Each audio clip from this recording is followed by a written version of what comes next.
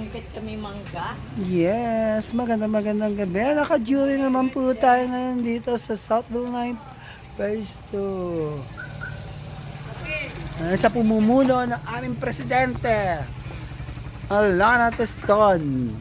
At sa mga nasasakupan niyang mga Nora. Ayan ang pinakamaganda. Batang-bata. Paano ka ginawa? Bakit ka tumaba? Ay, joke lang. Chak. Ayan po si Wilma, bagong dating kahit nilalangaw, pati puwit. Nawawala si Damian, inutusan namin bumili ng pandesal. Tapos si Noemi, nakatirintas na para bukas. Bye-bye, guys. Jam. Ikaw nga. Jam. Maraming salamat.